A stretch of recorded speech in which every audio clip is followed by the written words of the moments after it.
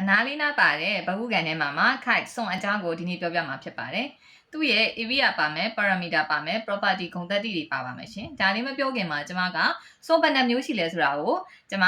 လေ့လာခဲ့ပါတယ်စွန်ကလူသိအများဆုံး၄မျိုးရှိပါတယ်ဒါကတော့ဒီပုံထဲမှာကြည့်လိုက်ပါဆိုတော့အဲ့ဒီ၄မျိုးလေးကျွန်မလေ့လာတွေ့ရှိရပါတယ်ရှင်ဒီစွန်က၄ပေါ်မှာဘာကြောင့်သူဝဲနိုင်တာလဲเนาะငြိမ်နေရလဲဆိုတာသူကအားလေးခုတက်ရောက်နေတာပါဆိုတော့ပထမအားကသူ့ကိုလေကပင့်တင်တဲ့အားနော်နောက်ထပ်အားတစ်ခုကကြတော့ဒီစွန်ကျိုးပေါ့စွန်ကျိုးရဲ့တင်းအားပြီးလို့ရှိရင် gravity မြေကြီးရဲ့ဆွဲအားပြီးလို့ရှိရင်သူနောက်ထပ်လေရဲ့သူ့ကိုတိုက်နေတဲ့တွန်းနဲ့တွန်းအားအဲ့တစ်ခုနော်အဲ့ဒီ၄ခုစုံပြီးတော့သူက၄ပေါ်မှာပြန်ဝဲနိုင်နေတာဖြစ်ပါတယ်ဆင်ဆိုတော့အဲ့၄တိုက်နှုံးနဲ့နော်ဒီစွန်ကျိုးနဲ့က90 degree ကျနေလို့ရှိရင်အဲ့ဒီစွန်ကပို့ပြီးတော့ငြိမ်နေတယ်နော်တုံရမ်းပေါ့အဲ့ဒါဆိုရင်တော့အဲ့ဒါကစွန်လွတ်တဲ့ဆရာကြီးတွေကတော့ပို့ပြီးတော့သိမှာပေါ့လေ property ဂုဏ်သတ္တိတွေရယ်ပြီးတော့ area ဘယ်လိုရှာလဲ parameter ဘယ်လိုရှာလဲဆိုတာကျွန်မနဲ့တူလိုက်ပြီးတော့လေ့လာကြည့်ရအောင်နော်ဒီစွန်ပုံကိုကြည့်မယ်ဆိုလို့ရှိရင်ကျွန်တော်တို့ဒီမှာဘာလေးမြင်ရလဲဆိုတော့ကက်လျက်ရှိတဲ့အနာတို့လားကက်လျက်ရှိတဲ့အနာနော်ဆိုတော့ကက်လျက်ရှိတဲ့အနာဒီအစိမ်းရောင်မြင်လိုက်လေးနှစ်ခုပေါ့အဲ့ဒါကိုကျွန်မကသူ့ကို A လို့ပေးမယ်ဆိုရင်သူကလည်း A ပါနော်ကက်လျက်ရှိတဲ့အနာတူတယ်ဆိုတော့ဒီမှာ okay ဒါဆိုဒီမှာကျွန်မဒီမှာအရောင်လေးဒီဘက်ကိုလည်းအရောင်လေးကိုကျွန်မအပြအရောင်လေးပဲသတ်မှတ်လိုက်မယ်နော်ဆိုတော့အပြအရောင် line လေးနှစ်ခုပေါ့ဒါက B ဆိုလို့ရှိရင်ဒါလည်း B ပါကက်လျက်ရှိတဲ့เนาะဒီမှာမြင်နှစ်ခု adjacent side ပေါ့เนาะသူကနှစ်စုံပေါ့เนาะနှစ်စုံကတူနေတယ်ဆိုတော့ဒီအတူမြင်အတူ A နဲ့မြင်အတူ B နဲ့เนาะထိဆက်နေတဲ့ဓာတ်အဲ့ဒီမျက်နှာချင်းဆိုင်ထောင်းကကြတော့အချင်းချင်းတူနေတယ်တဲ့เนาะဒါသူ့ရဲ့ဂုဏ်သတ္တိပေါ့ဆိုတော့ပထမတစ်ချက်ကျွန်တော်တို့เนาะကက်လျက်တီရှိတယ်เนาะကက်လျက်เนาะရှိနေတယ်တီရှိနေတယ်เนาะကက်လျက်တီရှိနေတော့เนาะတူညီနေတယ်တဲ့เนาะညင်းနှစ်ဆောင်ရှိပါတယ်တူညီနေတဲ့เนาะညင်းနှစ်ဆောင်ရှိပါတယ်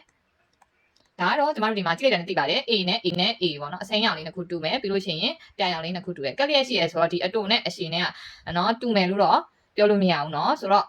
okay ဒါဆိုရင်ကက်လျက်တီရှိနေတော့တူညီနေရမြင်နှစ်ဆောင်ရှိပြီဒါသိပါပြီပြီးလို့ရှိရင်ကျမတို့ဒီမှာညင်းအတူနဲ့အရှင်နဲ့ထိစပ်နေတဲ့ဓာတ်အဲ့ဒီရဲ့မျက်နှာချင်းဆိုင်ထောင်းတူပါတယ်နော်ဆိုတော့မတူညီနေတဲ့ site နှစ်ခုเนาะစုံနေတယ်เนาะမတူတဲ့ site เนาะမတူတဲ့အနာပေါ့မတူတဲ့အနာเนาะထိစပ်နေတဲ့ကြောင့်ပေါ့ထိစပ်နေတော့เนาะထိစပ်နေတော့ကြောင့်ကเนาะ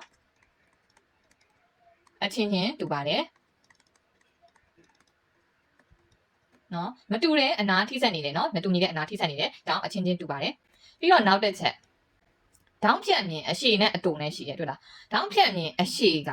ဒေါင်းဖြတ်မြင်အတူကိုဒေါင်းမက်ကြထောက်ဝက်ပိုင်းပါတယ်နော်ဆိုတော့ဒီတစ်ချက်ကအရေးကြီးတယ်ဒေါင်းဖြတ်မြင်တွေကဒေါင်းမက်ကြထောက်ဝက်ပိုင်းနဲ့ပြောရင်မှားတယ်ဒေါင်းဖြတ်မြင်အရှိကအဲ့လိုချင်းပြောမှမှန်မယ်နော်ဆိုတော့ဒေါင်းဖြတ်မြင်မှာအတူနဲ့အရှိရှိသွားတာဟုတ်နော်ဒေါင်းဖြတ်မြင်အရှိက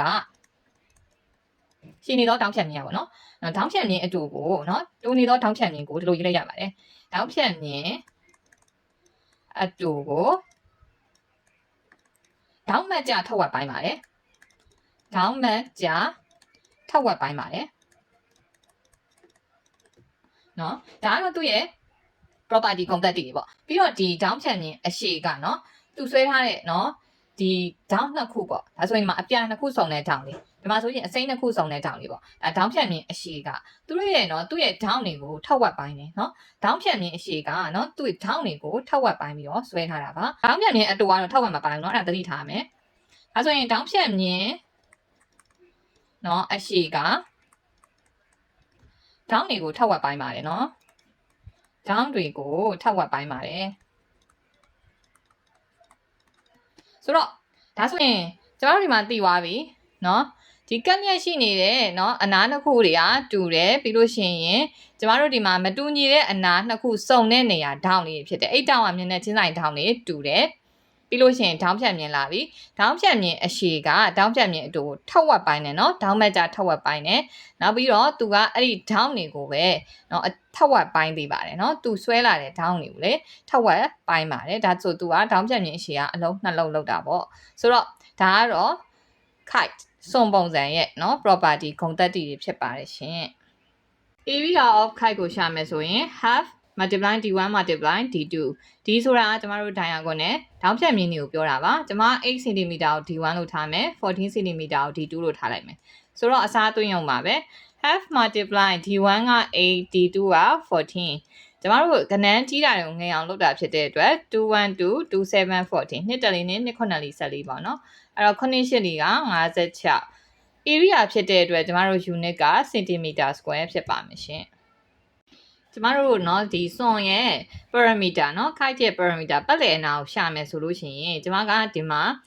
အပြအရောင်လေးအတူလေးပေါ့เนาะမြင်းတူ A လို့သတ်မှတ်ရင်သူလည်း A ပေါ့เนาะသူ့ကို B လို့သတ်မှတ်ရင်သူလည်း B ဖြစ်မယ်ဆိုတော့နှစ်ခုစီပါတာဖြစ်တဲ့အတွက်ဒီနှစ်ခုကိုပေါင်းပြီးကျမနှစ်နဲ့မြောက်လိုက်တယ်အတူတူပါပဲဆိုတဲ့အတွက်ကျမအစားသွင်းပါမယ် A က5 B က8